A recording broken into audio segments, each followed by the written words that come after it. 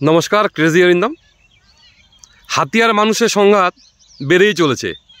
আজকাল হাতি, বানর ফরেস্ট ছেড়ে শহরমুখী। আজকে আমি সোনাখালীতে, তো এই চত্বরে মানুষরা এই রোজার মাসেও ঠিকঠাক মতো ঘুমাতে পারেন না। ফসল পাহারার জন্য তাদের রাত জাগতে হয়। এই মুহূর্তে আমি সোনাখালীতে আমাদের আশরাফ হোসেন মল্লিক সভার, জবেদুল ইসলাম, হরিবর রহমান। আজকে জবেদুলদার মুখে শুনবো হাতি আর মানুষের এই সংঘাত।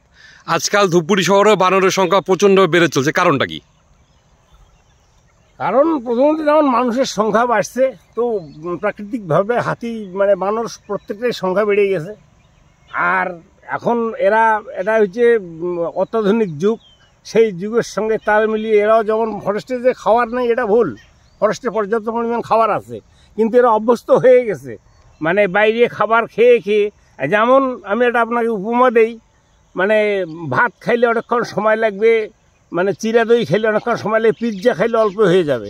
জাস্ট হাতির ওই রকম অনেক পাতা জড়ো করতে করতে অনেক সময় লাগবে।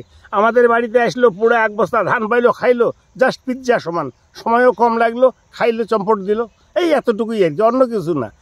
আর আমরা যে এখানে যে বসবাস করতেছি না, আমাদের যেমন ভগবান আল্লাহ সৃষ্টি করছে, ওদেরও কিন্তু ওইভাবেই সৃষ্টি করছে। ওদেরও বাঁচার অধিকার আছে, আমাদেরও অধিকার আছে। কাজে আমরা এইখানে ওইভাবেই ওদের সঙ্গে বসবাস করে বেঁচে আছি। জবেদুলদার মুখে শুনলাম কিভাবে এই ব্যাপারটা ক্রমশ বেড়ে চলছে। আমি এবার আশরাফের মুখে শুনবো এই চত্বরটা সোনাখালী ফরেস্ট, কিন্তু সোনাখালীতে গাছের সংখ্যা দিন দিন কমছে। ও বলছিল যে 193 ঘর ওই এলাকায় মল্লিক সভায় ছিল, এখন সেটা 1000 ঘর। বলে সেই তুলনায় তো হাতিও বেড়েছে, বানরও বেড়েছে, সব কিছু বেড়েছে, কিন্তু গাছের সংখ্যা তো বাড়েনি। তো এবং আমাদের ফরেস্ট হচ্ছে রক্ষা করার জন্য আমাদের কি কর্তব্য, এবং ও নিজেও বন দপ্তরের সঙ্গে যুক্ত এবং প্রচণ্ড ও এই ব্যাপারে ও বন দপ্তরকে খুব সহযোগিতা করে। সোশ্যাল ছেলে আশরাফ। জঙ্গলটা আগে ছিল, তারপরে হাতিও ছিল, তারপর জঙ্গলটা একটু কমা শুরু হয়ে গেছে, মানুষ কাটা শুরু হয়ে গেছে। যেমন 1992 সালে ধরেন 193 ঘর লোক ছিল। এখন এই 193 ঘর লোক জঙ্গলটা কাটতো জ্বালানির জন্য, লাকড়ির জন্য। এখন আস্তে আস্তে তো ওটা বেশি হয়ে গেছে লোক সংখ্যা। এখন 2025 ধরেন 1000-1100 ঘর লোক হয়ে গেছে। সবাই তো জঙ্গলটার উপর নির্ভর করে জ্বালানি কাঠ নিয়ে আসতেছে, ওখান থেকে ভালো রান্না করে খাইতেছে। আর হাতি তো এই জঙ্গল তো আর বাড়ে নেই, জঙ্গল তো কমছে, হাতিও তো বাড়ছে। এখন যখন জঙ্গলটা কমে গেছে, হাতি বাইরে এসে বাড়ি ভাঙা শুরু করে। ধান এই সোনাখালী ফরেস্টে মোটামুটি কিরকম হাতি আছে, কিরকম হাতি আছে? মোটামুটি এখানে তো হাতি একবারে থাকে না, আসে যায়। মোটামুটি এখন তো 60-65 হাতি আছে আমাদের। তোমাদের এখানে প্রত্যেক দিনই মোটামুটি হাতির হানা আছে? এবার প্রত্যেক দিন এই হাতি মানুষের সংঘাতটা বন্ধ করা যায় কিভাবে? এটা বন্ধ বোধহয় হবে না দাদা, হবে না। আর ধূপগুড়ি শহরে যেটা বানর উৎপাত, এটা কিভাবে, এটা কেন হচ্ছে, এটা কারণটা কি? এই কারণটা এটা তো ভালো বাইরে গিয়ে ভালো জিনিস পাচ্ছে খাইতে, লতা পাতা তো এখানে খাইয়ে পাচ্ছে না, এখন বাইরে গিয়ে ভালো জিনিস খাচ্ছে, এই জন্য বাইরে চলে যাচ্ছে। হইবর, তোমার তো এই এলাকায় আছে হাতি দেখতে দেখতে তো তোমার বিরাট অভিজ্ঞতা। আচ্ছা, এই যে এত হাতি, এই ফরেস্টের যেভাবে ফরেস্ট নিধন চলতেছে, এটা কিভাবে প্রতিকার করা যায়? এখন দাদা দেখো, এইদিকে তো এখন ফরেস্টের কাছে এই জঙ্গল অনেক কমে গেছে, ওই জন্য ফরেস্টে সেরকম একটা খাইতে পাচ্ছে না ওরা। তার জন্য এই যে আসে আলু খেতে, ধান খেতে, এগুলোই খাইতেছে। না, ফরেস্ট তো ধরো যে হারে নিধন হচ্ছে, ফরেস্ট যেভাবে হচ্ছে, সেই তুলনায় গাছ কি লাগানো হচ্ছে?